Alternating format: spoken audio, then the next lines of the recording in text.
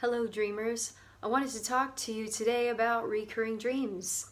Now recurring dreams are dreams that keep popping up over and over throughout a lifetime. They could be the exact same dream that plays itself out in its entirety, like a little film, or they can be dreams that have a theme, like a similar theme, but the characters are slightly changing in appearance, but it's effectively the same theme and the same dream playing out. Now, when most people think of recurring dreams, they think of nightmares, recurring nightmares, so something that keeps coming back over and over like a repeated horror film.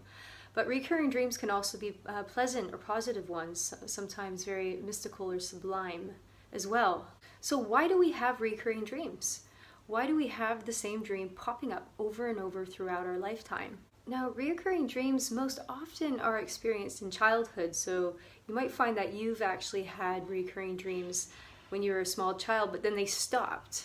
And then sometimes people find that they had them only in childhood, they stop, but then the dream comes back again when they're older. And usually it's when the person's under a time in their life where there's a lot of stress or anxiety. So it's as though it's a trigger for the dream to come back. So why do we have recurring dreams? Recurring dreams are your subconscious mind trying to get your attention. So it keeps popping up over and over, almost like a red flag, to say, hello, let's look at this area in your life, or let's look at this theme in your life. Now, the theory behind recurring dreams is that they happen because they could be some sort of suppressed trauma or suppressed emotions, anxiety, worry, post-traumatic stress disorder. It could be of memories that you've completely forgotten about that sort of come up and play out again through your dreams and your subconscious mind. So they're coming from the realms of your deep, deep psyche and your deep subconscious. So they're popping up in your dreams over and over again for you to look at it in your waking life in order for you to face it, in order for you to transcend this theme and this anxiety or this trauma. There are other theories out there about recurring dreams when people have really tried to unpack what the meaning was, but they just really can't get anywhere with it. There's no trauma associated at that time in their life, or there's no anxiety.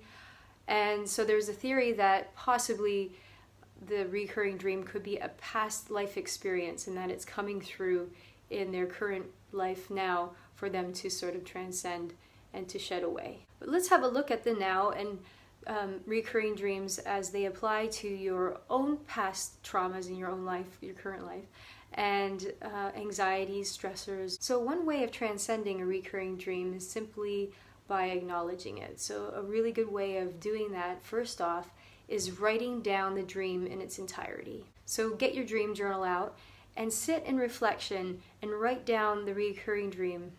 And write down the recurring dream in the most specified detail as possible.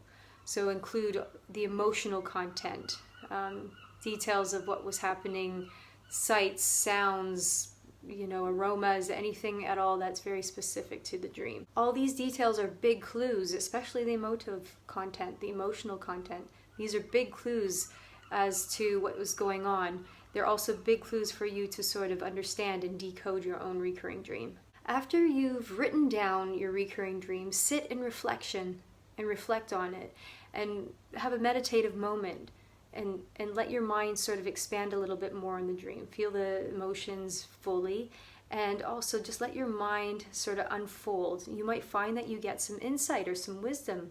There could be some symbolic content that you all of a sudden get an insight on. One really good thing to do when you're kind of in the reflective state is to think about what you're thinking in the dream. So perhaps there was a rabbit that appears within a room and you're terrified, but then you're thinking, but the rabbit kind of reminds me of my mother. Well, that's a really important clue. So even though there's something physically in your dream, a dream character, it could be a person or it could be an animal, but there's a big strong indication that this reminds you of someone. That's a huge clue, so reflect on that because this is a big part of how you're going to solve the mystery of your recurring dream. Then after your quiet reflection, sit and then write down any insights that come to you. This is really important for you to sort of unpack and solve the mystery of your own subconscious.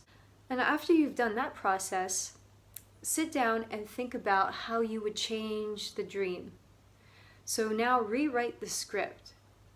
Write down the recurring dream as it happens, and then change the ending, how you would like to see it happen. Perhaps it's a more positive ending because it's a very stressful or anxious dream. So perhaps you transform one of the dream characters into something a little bit more positive, or you are able to grow wings and escape the situation or send love to the situation. Rewrite the script of your recurring dream with your desired positive outcome. Now, after you've done that, sit in reflection and let the dream play out in your mind with its new positive ending, and sit and feel what that feels like in your body.